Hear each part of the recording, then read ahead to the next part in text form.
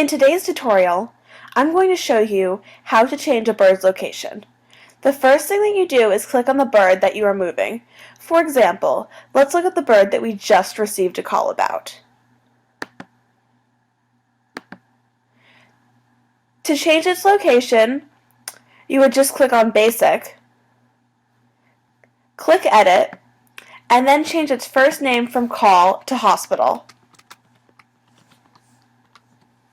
And then, because this bird is being admitted to the hospital, you would add observations about the bird in the notes.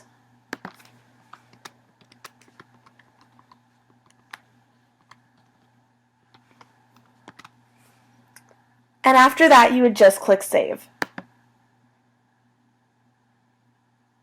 If the bird is being moved from the hospital to the boardwalk, you would again click Edit and change its first name from Hospital to Boardwalk.